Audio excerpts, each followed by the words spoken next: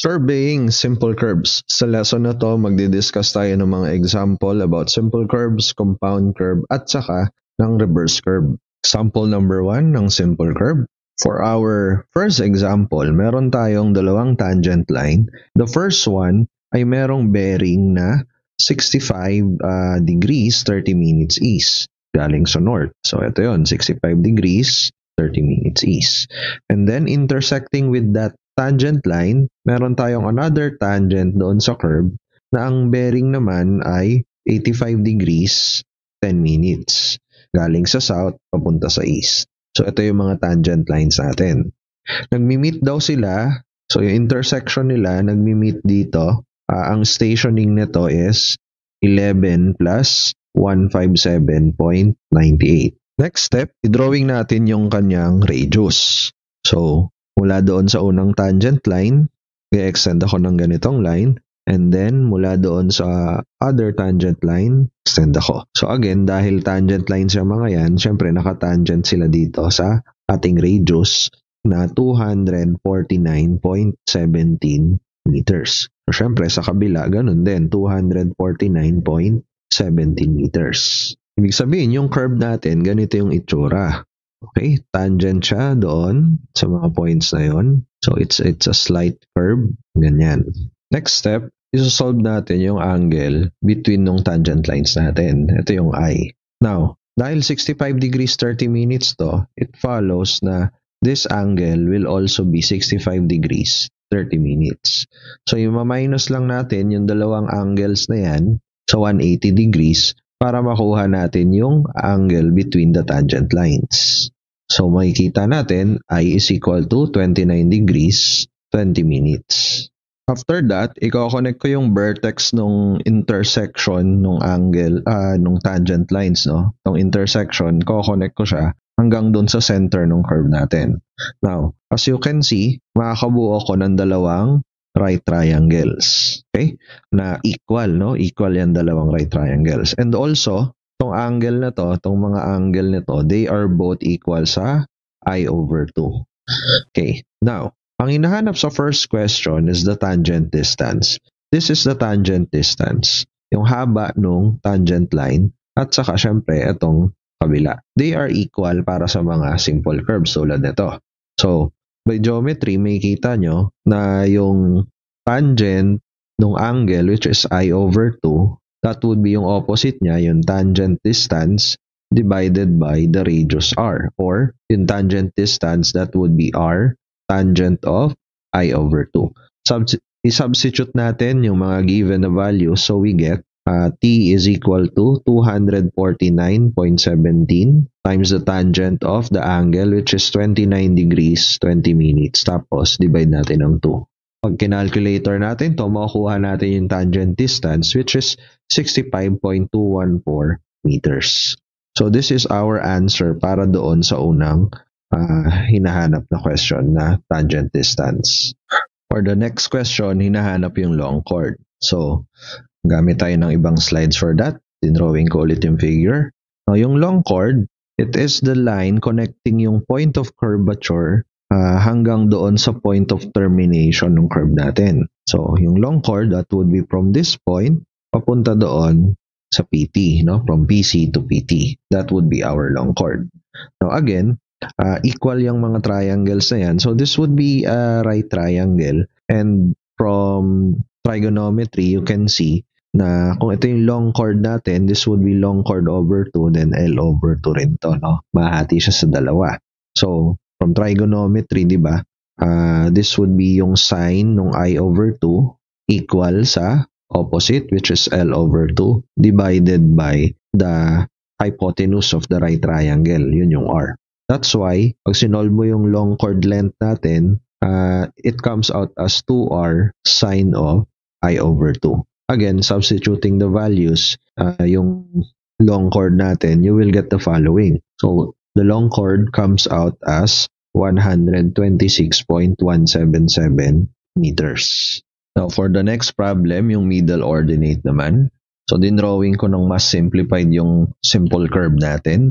So, as you can see, itong line na to, no, mula dito hanggang dito, itong line na to, that would still be equal sa radius. So, ito, r pa rin yan. Radius pa rin siya. Now, ang hinahanap natin is the middle ordinate. Ito yung middle ordinate, m. Okay? So, para makuha yung middle ordinate, kailangan ibawas natin tong part na to doon sa radius. So, yung part na yan, no, that would be r cosine ng I over 2. So, that's why the middle ordinate, that would be r minus r cosine ng I over 2. Substituting the values, we'll get the following. So we have 249.17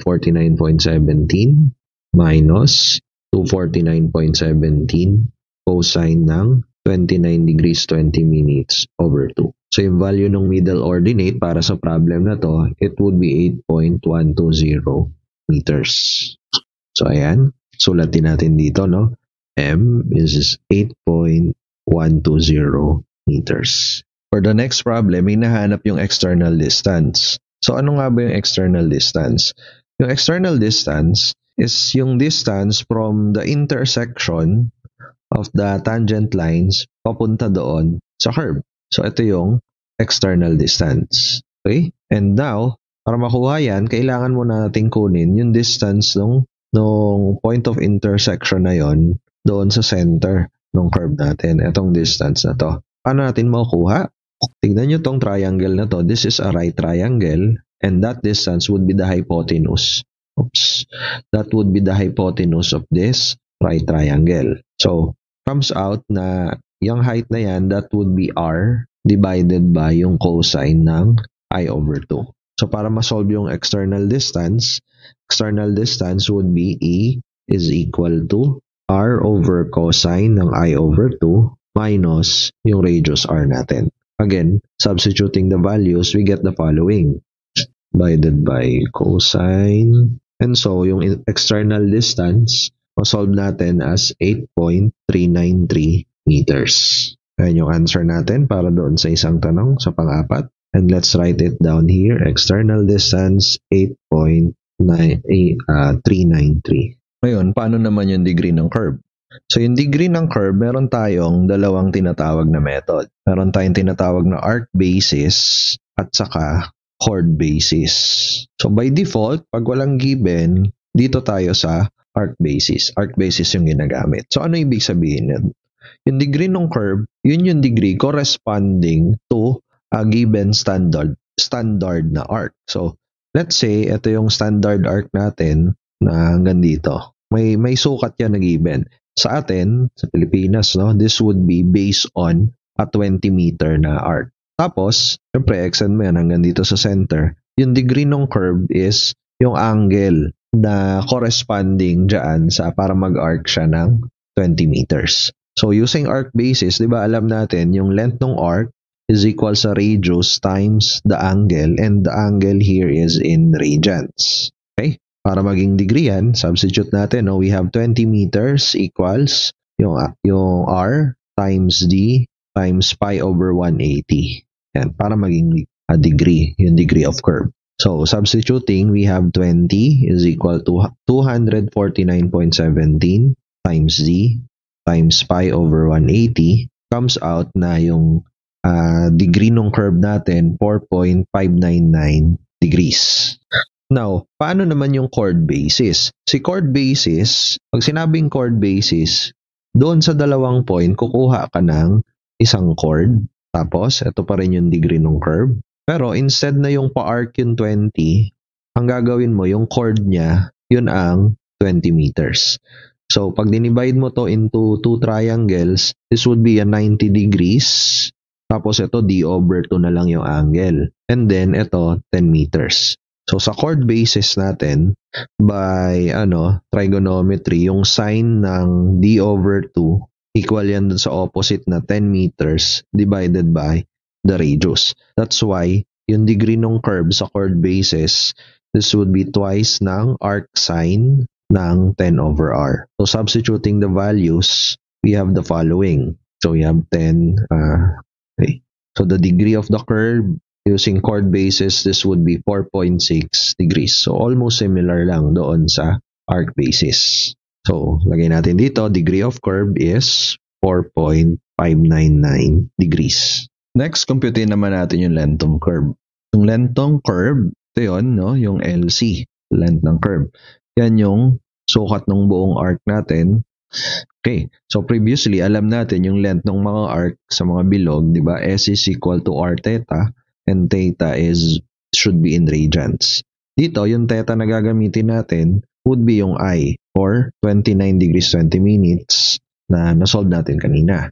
So here, we have length ng curve is equal to yung radius, which is 249.17, times I, which is 29 degrees 20 minutes, times pi over 180 degrees. So yung length of curve natin, this comes out as 127.566 meters. So ayan yung length of curve.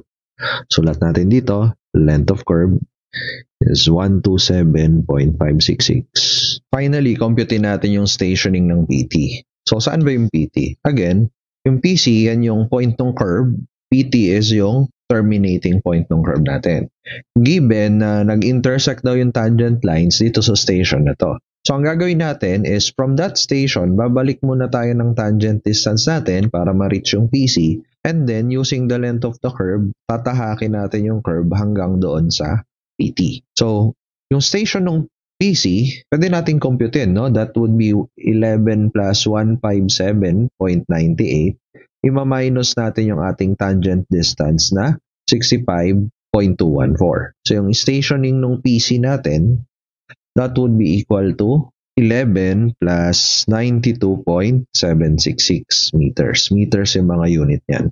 Now, para makuha yung stationing ng PT coming from PC, mag-a-add tayo ng length ng curve, which is 127.566. So yung stationing ng PT natin, that comes out as 11 plus 220.332 meters. So ito yung answer natin para doon sa huling question for example number 1. Like mo yung video kung ayos. Pag hindi, pag mo i-dislike, leave ka ng comment kung bakit, ha? Sige na, subscribe.